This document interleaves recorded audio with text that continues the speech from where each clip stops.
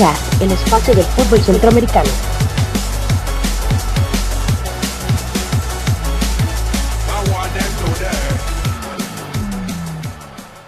Buenas, ¿qué tal amigos y amigas de Footcast, el espacio del fútbol centroamericano? Estamos acá el día de hoy en el segundo episodio. Mi amigo Jonathan. Hola, buenas. Y mi nombre es José. Vamos a hablar de varios temas. Nos pueden seguir en las cuentas de Twitter. A Jonathan lo pueden seguir en @tacodejara y a mi persona en @jaguardp. Recuerden, también pueden seguir la cuenta oficial de Footcast en Facebook, Footcast CR.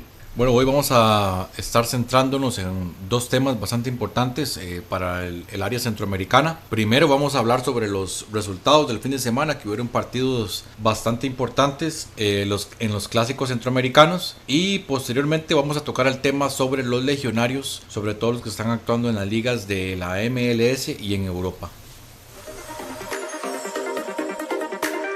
Bueno, vamos a iniciar con el repaso de los clásicos a nivel centroamericano que hubieron el fin de semana. Realmente una jornada bastante interesante porque sobre todo 3 partidos que coincidieron el mismo día, precisamente el día sábado. Y primero que todo, bueno, estuve observando el clásico hondureño, el partido entre el Motagua y el Olimpia. Debo ser honesto en que no me esperaba ver un partido tan bonito. Me pareció un partido que por momentos estuvo muy abierto, sobre todo pues este jugador Carlos Discoa, que estuvo en la Liga Deportiva Alajuelense. Me parece un jugadorazo, honestamente. Me sorprende más bien que no tenga tanta participación con la selección. Y bueno, como un detalle curioso, este partido fue la inauguración del nuevo estadio en Choluteca, el estadio Emilio Williams, un estadio que tiene grama sintética. Es la primera grama sintética de Honduras, entonces ya incursionan en ese mundo de las canchas sintéticas. Y ocurrió un hecho bastante insólito, creo yo, por lo menos en Costa Rica, no recuerdo algo así. El estadio, imaginémonos el estadio de Punta Arenas o el estadio de Cartago, donde una parte de las graderías está situado exactamente por donde pasa una calle. Entonces es por libre, la gente puede caminar por ahí, y desde ahí alguien lanzó una piedra y cayó en la gradería y cerca de la malla donde estaban los jugadores. Entonces tuvieron que detener el partido por unos minutos y la policía acudir a la parte exterior del estadio para poder aplacar y hacer retroceder a una turba de aficionados que estaban en la parte posterior.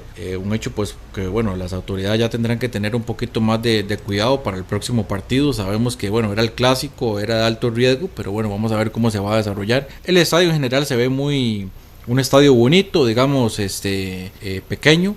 Y bueno, habrá que verlo ya en otros partidos. Sí, también por parte del Olimpia también tuvo pues una participación interesante.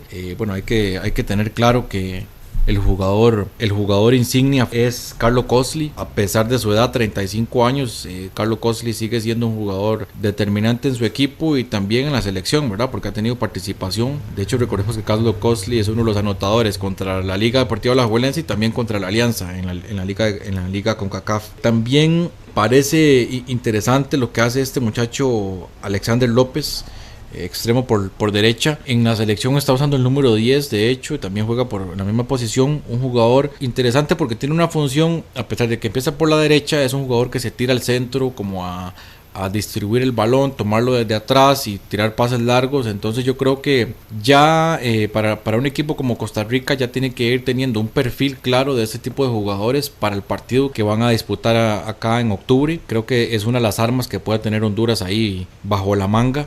Y bueno, al final del partido un empate a 1. Había comenzado ganando el Olimpia temprano en el partido, realmente empezando el encuentro, y posteriormente ya vino el empate. El gol del Olimpia fue por parte de Carlo Cosli, realmente empezando el partido, y posteriormente fue el empate del Motagua por parte de Rubilio Castillo.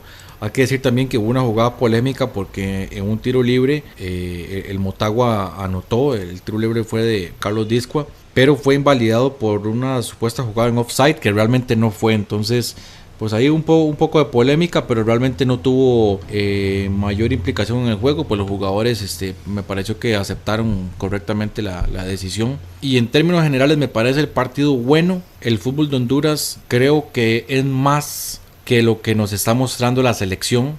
Yo creo que es importante que empecemos a ver un poquito más del fútbol hondureño, porque realmente ahí hay calidad de exportación.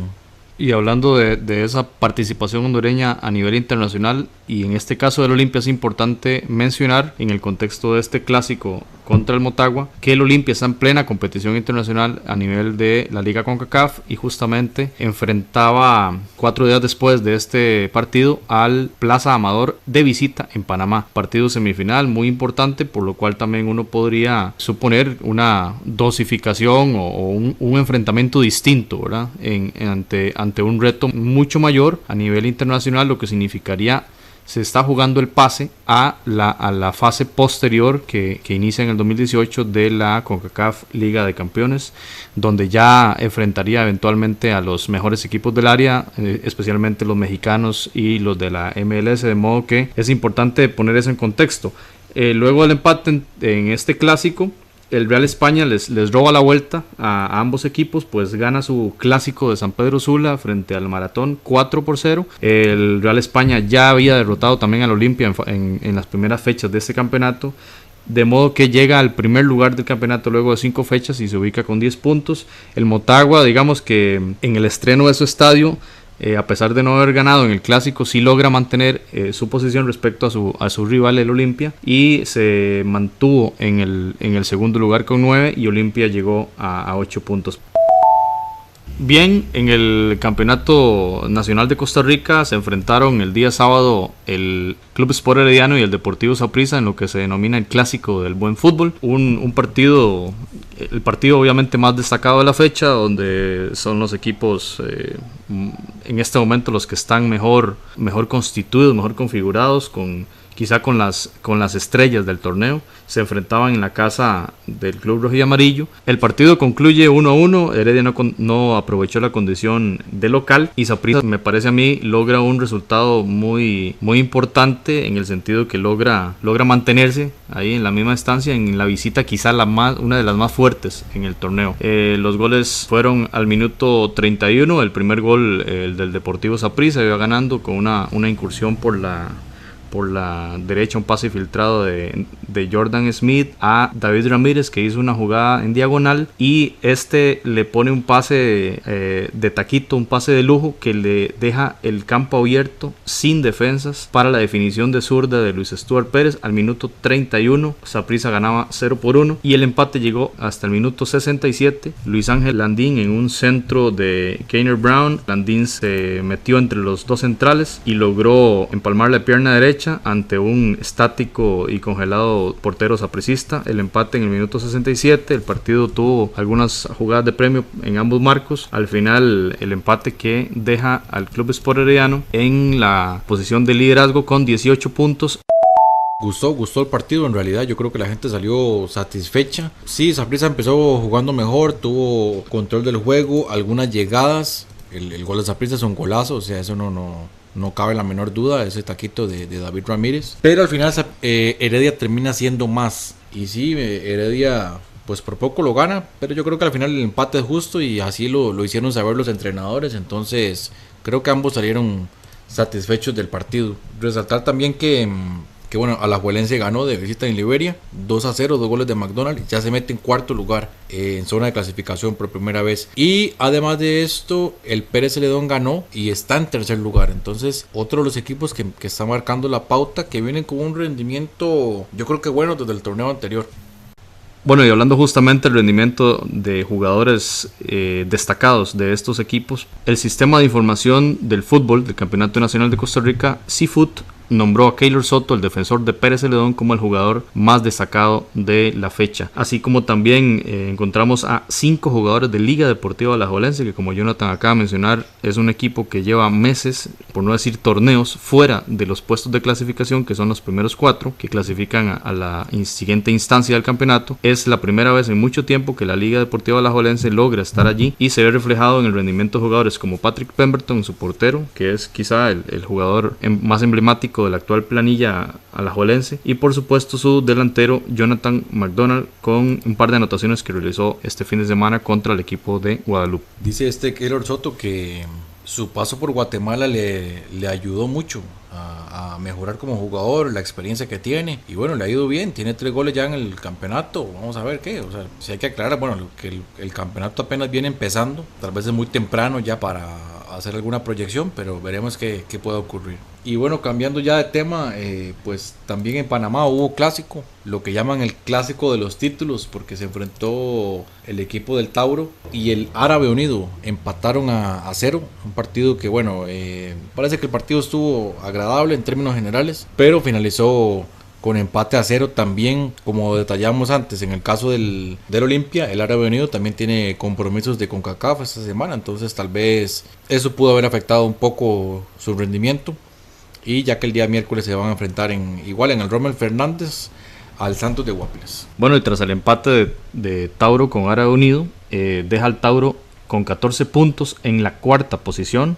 No aprovechó su condición de local en el Rommel Fernández, y el empate le impide acercarse más a los líderes. De hecho, el sublíder es el Árabe Unido, que llegó a 19 puntos, logró sostener esa diferencia contra el Tauro y le permite mantenerse ahí con los mismos puntos del líder, que es Plaza Amador, que también tiene fecha de Liga CONCACAF, de modo que tanto el líder como el sublíder empataron sus respectivos juegos, esperando, digamos, quizá dosificando un poco de sus fuerzas para el crucial juego de ida de la Liga CONCACAF.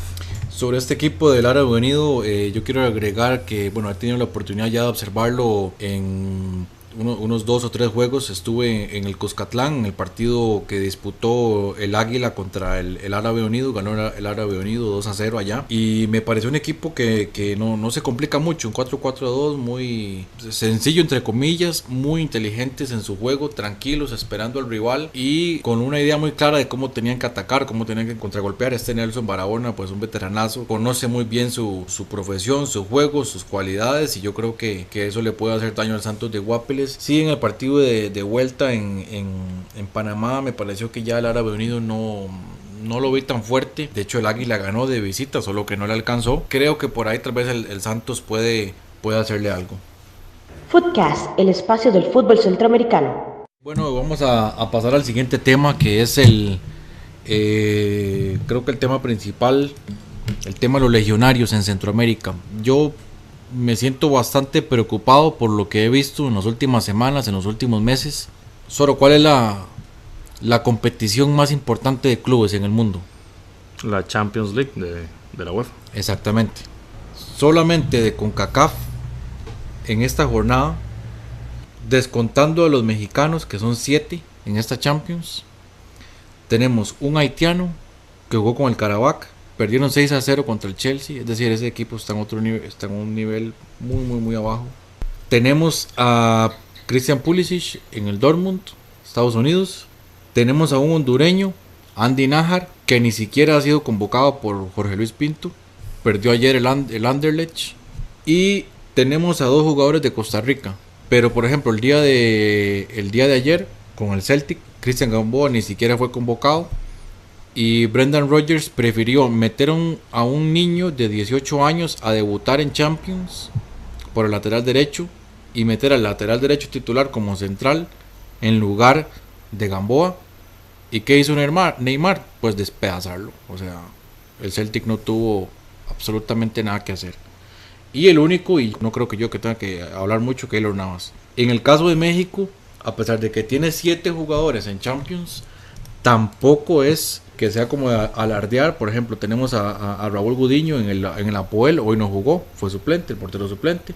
Héctor Moreno de la Roma tampoco jugó. Raúl Jiménez con el Benfica fue suplente. El Tecatito Corona sí fue titular, hoy con el Porto, que perdió contra el Besiktas en casa. Héctor Herrera fue suplente, Layún fue suplente y Diego Reyes fue suplente. Entonces, esto, digamos, a mí en lo particular me deja una preocupación, porque hay como un sub y baja.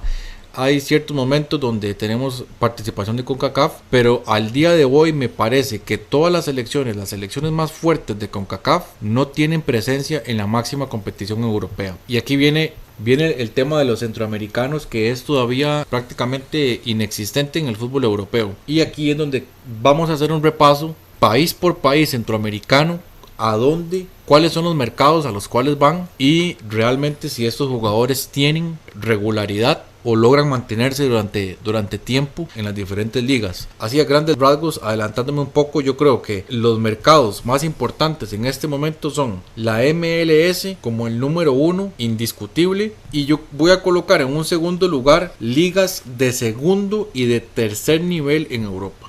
Es interesante, Jonathan, el caso del Celtic de Glasgow. Cristian Gamboa tuvo una destacadísima participación en Nueva Jersey contra la selección de Estados Unidos, muy destacado. Jugó titular también contra la selección de México, realmente alcanzando un nivel de aceptable para arriba, digámoslo así. A nivel de selección, entonces, Cristian Gamboa podríamos indicar que está en un nivel competitivo, con un ritmo competitivo que le permite disputar fecha FIFA, fecha eliminatoria, contra selecciones de peso como Estados Unidos y contra México, que podríamos estar hablando de las primeras 25 en el ranking de FIFA. Pero como usted dice, llega al club una semana después de disputar la eliminatoria mundialista. Uno podría decir, bueno, es que viene de eliminatoria, hay que darle descanso. Bueno, no, es una semana después, ya pasó la jornada del fin de semana, viene la fecha de Champions en día martes y Gamboa 9 minutos. Como usted dice, hace una movida táctica de jugadores fuera de posición o jugadores poco experimentados. No es del agrado de Rodgers el nivel de Gamboa actual. Pero uno se pregunta, un jugador que está jugando eliminatoria, que lo hizo bien contra una selección mexicana que está en el top 20 del mundo y contra la selección de Estados Unidos, una selección de bastante peso a nivel del área, ¿cómo no va a tener minutos en su equipo, en su club, que es el Celtic? Ni siquiera un jugador de estos. Y acaba usted de repasar los jugadores mexicanos, que también, veamos entonces que es un tema más allá de Centroamérica, es un tema con CONCACAF, si se quiere, ¿verdad? Pero si estamos hablando de la cantidad de jugadores federados que tiene México o la cantidad de jugadores federados que tiene Estados Unidos, es lamentable la situación a nivel CONCACAF de estas representaciones en los clubes europeos. Claramente no es un atractivo el fútbol centroamericano para estos clubes.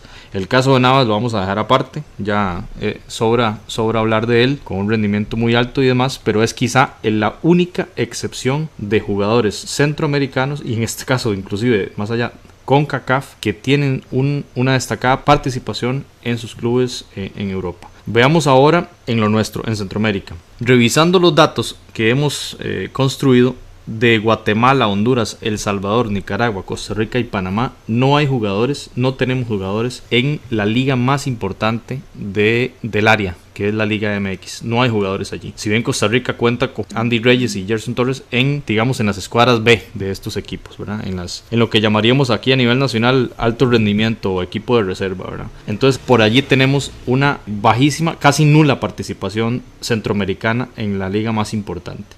Y hablemos de la MLS como una liga de alzada, una liga que viene con un empuje increíble y la veremos como una de las mejores 10 ligas del mundo muy pronto. Ahí, digámoslo así, que es el principal destino, como ahora usted indicaba, es el principal destino de jugadores hondureños, costarricenses y panameños en primera instancia, donde podríamos hablar en el caso panameño, que es la nacionalidad, digamos, de Centroamérica que más jugadores tiene en la MLS, seguido por Costa Rica y detrás el tema de Honduras. Nicaragua no presenta un solo jugador en la MLS y el caso guatemalteco tampoco. Salvador sí cuenta con 2 jugadores en la MLS y un jugador en la Liga USL, que equivale a la segunda división. En el caso de la Liga Española, ni Guatemala, ni El Salvador, ni Nicaragua, ni Panamá cuentan con jugadores en equipos de primera división. En el caso hondureño es igual, pero Honduras ha colocado varios jugadores en equipos de segunda división. Quizá el caso más destacado y que, digamos, da una esperanza, una luz a esta temática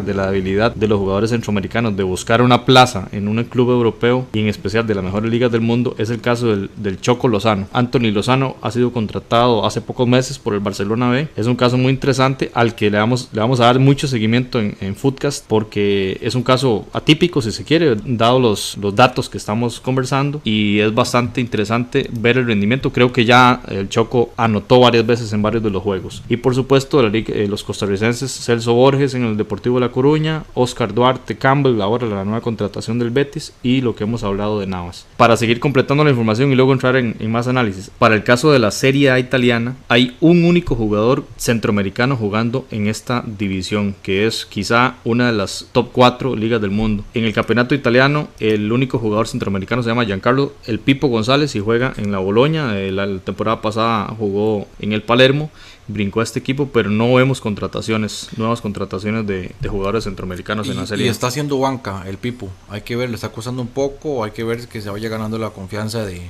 Donadoni, que es el técnico del Bologna. Se me olvidaba agregar, porque antes se me escapó el dato, faltaba un jugador más de CONCACAF, que es Atiba Hutchinson, canadiense, que está jugando con el Besiktas, que de hecho es el jugador de CONCACAF que tiene más participaciones en competición europea, para que veamos que, bueno, yo creo que no es un jugador desconocido, pero no es así como la gran figura del fútbol de CONCACAF. Solamente les voy a dar algunos datos para que veamos qué cosas han pasado en CONCACAF y en el nivel en que estamos.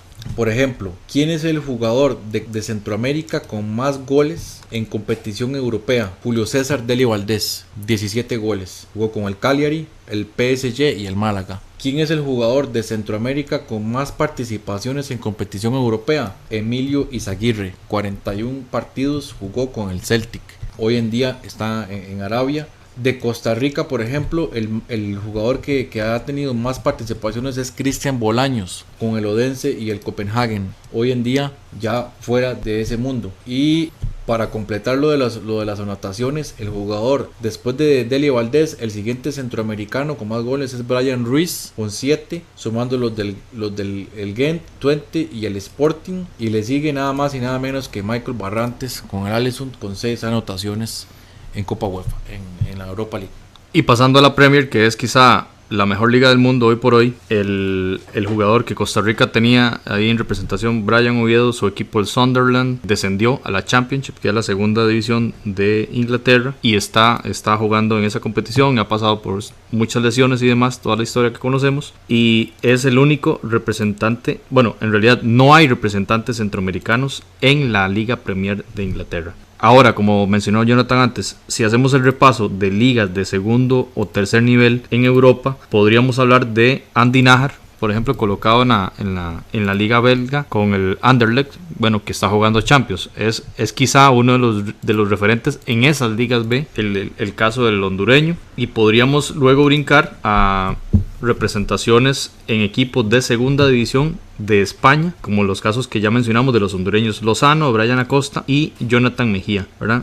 Esos quizás son los casos más destacados en la segunda división de España. Pero ya hablando de otras ligas, por ejemplo, el caso de Emilio Izaguirre jugando en un equipo de Arabia Saudita, jugadores en la India, jugadores en Grecia, como el caso de Alfredo Mejía, el hondureño. De modo que podríamos ver cómo la dificultad de llegar a las grandes ligas europeas ha sido una constante, como usted lo indicó. Si queremos remontarnos a jugadores que pasaron por esas principales ligas, en el caso panameño Deli Valdés, en el caso costarricense hay que regresar a Pablo César Guanchop, o el caso del Rey David en el fútbol italiano, el hondureño, y habrá algunos casos más, obviamente el Mágico González. Pero vean que entonces tenemos que remontarnos mucho para atrás para poder, digamos, identificar figuras centroamericanas pasando por las principales ligas. ¿Cuál es la conclusión o una de las conclusiones? Bueno, que entonces un mercado más atractivo, pensándolo para el negocio, no sabemos las razones, habrá que estudiarlas,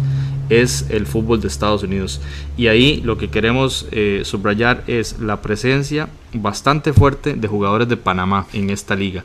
Podríamos interpretarlo como un crecimiento del fútbol panameño, encontrar que el biotipo del jugador panameño es bastante adaptable a lo que quiere, a lo que busca esta liga estadounidense, que como dijimos antes va en crecimiento. Los jugadores costarricenses también, dicho sea de paso, el hecho de ubicar, digamos, los calendarios a diferencia de otros campeonatos, le permite a la Selección Nacional de Costa Rica utilizar más que todo una base de jugadores de la MLS para la fecha anterior de FIFA. Y le sirvió de base, ese ritmo de la MLS le sirvió a la selección nacional para lograr esos 4 puntos de la jornada anterior, justamente basándose en Rodney Wallace, basándose en Marco Ureña, en David Guzmán, en Bolaños, en Waston, Calvo y Venegas, ¿verdad? Todos ellos de la MLS. Ahora que usted hablaba del tema de la participación de centroamericanos en las ligas europeas, yo creo que el tema no solamente Centroamérica, sino con CONCACAF está viviendo una época de una sequía tremenda. O sea, en la Premier League, por ejemplo, únicamente hay 2 jugadores de CONCACAF. Uno es el Chicharito y el otro es Jeff Cameron. De ahí, muy poco. En la Serie A, pues bueno, está el caso de Héctor Moreno y de Giancarlo. En la Liga Española está Joel y Guardado en el Betis. Y de ahí poco más realmente. Entonces sí hay un tema ahí pendiente del fútbol centroamericano. Yo tengo muy fresca la memoria el momento que tuvieron los jugadores hondureños en la Premier, por ejemplo, con Minor Figueroa, con Wilson Palacios. O sea, fueron jugadores que tuvieron una carrera importante, fueron sobresalientes en sus equipos. Recuerdo a Minor Figueroa con el Wigan de Roberto Martínez, fue un equipo sobresaliente. Y en el caso de Wilson Palacios, que jugó en el Tottenham, o sea, yo lo tengo clarísimo. Pero de ahí se acabó, o sea, de un pronto a otro el futbolista centroamericano dejó de tener ese campo en esas ligas. Bueno, por ahí también pasó Brian Reese en el Fulham, pues realmente no tuvo un paso importante. El equipo tampoco le favoreció, ¿no? Es un equipo que el estilo de juego no le convenía definitivamente a Brian Reese, tratando de excusarlo un poquito. Y yo creo que por ahí, pues después ha sido bastante difícil en la Serie A también mantener ese ritmo. En algún momento tuvimos al Tuma, estuvo también David Suazo, y ahora está el Pipo a nivel defensivo. Ha pasado por un momento difícil en el Palermo, y vamos a ver cómo le va también a Héctor Moreno, que puede ser una ficha importante para CONCACAF. Para Centroamérica sí es difícil. En el caso Tico es importante, hay un debate a nivel nacional, bueno, un poco menos que un debate, en realidad ha habido alguna discusión a nivel de prensa, sobre todo sobre contrataciones de jugadores que uno podría decir nivel estándar para la competición local, que han logrado brincar a ligas como la danesa o la noruega, e inclusive a la segunda división española, donde ahora tenemos al portero Dani Carvajal, ex del Deportivo Saprissa. Y entonces ese debate hace entrar otro elemento de análisis, que es el tema de los agentes, ¿verdad? Ven una enorme barrera para entrar a las mejores ligas, entonces quizá la estrategia sea entrar a una liga clase C, clase B, para ir subiendo de nivel. Yo creo que un tema casi único es el de Keylor Navas, que empezó en el Albacete, y yo creo que pues ahí me van a contradecir si estoy equivocado, pero ni siquiera el sapricista más ferviente aficionado hubiera pensado la carrera que tiene Keylor Navas. Pasó del Albacete al Levante, sí, una gran temporada, pero de pronto ya tuvo ese salto importantísimo en esa temporada de Levante y luego el Mundial. Pero es un caso prácticamente único. La mayoría de jugadores centroamericanos pasan pasan a una liga categoría C, si acaso a una B, y muy pocos, contados con los dedos, los que llegan realmente a competir en una liga A, y menos los que logran quedarse. Y casos ahí sí tenemos muchísimos. Joel Campbell, por ejemplo, no ha tenido chance, y para ser honestos, me parece que el nivel de él es un buen jugador, pero me parece que el nivel no es para el Arsenal. Él está para jugar en otra liga, en una liga que le sea más conveniente a su estilo de juego, y ojalá que se le dé, tal vez en el Betis. Yo creo que sí tiene una oportunidad. En Portugal me parecía que también tenía oportunidad. El caso de los agentes, yo creo que es vital, eso es muy importante. En el caso de los futbolistas costarricenses, bueno, la mayoría están trabajando con el señor Batica. Yo creo que Batica le ha generado buenos réditos al fútbol costarricense, por lo menos la colocación de jugadores, pero tal vez no en esas competiciones que realmente nos gustaría ver jugadores. En esa transición que menciona Jonathan, uno se pone a pensar en el caso de Yeltsin Tejeda, que llegó a un equipo francés, ese equipo desciende y no logra mantenerse Yeltsin allí, y venía de jugar la Copa del Mundo de Brasil 2014. Es decir, uno pensaría que una Copa del Mundo servirá de una vitrina tal que les llevará a los mejores jugadores de las selecciones a ir al menos a equipos, digamos, de tabla baja de las mejores ligas, pero esto no lo ha garantizado. El caso de los últimos 4 años, no hay evidencia para indicar eso. Yeltsin entonces ahora está jugando en Suiza. El otro caso interesante, bueno, inclusive Joel Campbell, en una de sus N cantidad de préstamos que ha tenido de parte del Arsenal, fue a jugar al Lorient, un equipo francés, y también el paso no fue, digamos, que muy destacado. Y el otro caso interesante que iba a mencionar es el caso Portugal, ¿verdad? Que digamos que podría uno decir que es una liga, digamos, a nivel B, por debajo de las 4 grandes, digamos. Y allí el caso más reciente es el de David Ramírez, jugador jugador actualmente en el Deportivo Saprissa. Jugó una temporada con un equipo de mitad de tabla para abajo. Al parecer no le fue tan bien, estaba dubitativo, estaba viendo a ver si brincaba a otro equipo, no hubo forma y David Ramírez termina regresando al Deportivo Saprissa y es quizá uno de los referentes en ataque. Pero vean el nivel que el referente de uno de los principales clubes nacionales no tuvo un buen paso por equipos de tabla baja de una Liga B de Europa, lo cual dice mucho de lo que está sucediendo actualmente. Ahora, ¿qué podría uno esperar? Podría esperar que en Rusia 2018 haya alguna camada, entre comillas, de algunos futbolistas contados con las manos, como dice Jonathan, que brinquen a algunas de estas ligas. Pero lo que hemos visto en los últimos 4 años es casos de futbolistas que llegan a equipos y que no logran ascender a equipos de mejor nivel en las principales ligas, y con la excepción ya mencionada de Keylor Navas. Voy a dar una nota positiva. Yo creo que por lo menos para el fútbol panameño, a tener una época de muchísima sequía, me parece que en este momento Panamá está empezando a exportar jugadores. Estábamos haciendo el conteo que para la convocatoria que tuvieron ahora para las eliminatorias, únicamente 3 jugadores eran de la Liga Panameña, el resto eran legionarios. Han tenido un crecimiento importante, si bien es cierto no están teniendo jugadores, como decimos, en esas ligas importantes, han ido creciendo. ¿Y quiénes han ido para abajo? Honduras ha empezado a exportar cada vez menos jugadores, El Salvador muy poco, Guatemala inexistente. Guatemala es un caso que tenemos que analizarlo a fondo en otro programa definitivamente, porque es un tema realmente serio, crítico a nivel de selección y de jugadores, a pesar de que la liga es fuerte, la liga local. Y bueno, ¿qué es lo que está haciendo falta? ¿Qué es lo que le hace falta al jugador centroamericano para poder triunfar en el extranjero, en Europa? Invitamos a los oyentes a que dejen sus comentarios, a analizar este tema juntos y a seguir este tema. Sin duda da para mucho más. Entonces agradecemos la atención de este programa. Ha sido interesante ver estos temas de los jugadores con datos que hemos elaborado acá desde Footcast y que dan cuenta de una dificultad que está pasando el fútbol de CONCACAF, y con más razón en nuestra área centroamericana, de la dificultad que estamos teniendo para exportar jugadores a las mejores ligas del mundo, que uno pensaría entonces traerán una mejora a nivel interno de cada una de las selecciones nacionales y por ende una mejora del fútbol local. Entonces agradecemos los comentarios y sugerencias sobre este y otros temas que podamos ir discutiendo en el espacio del fútbol centroamericano. Muchas gracias por su atención. Podcast, el espacio del fútbol centroamericano.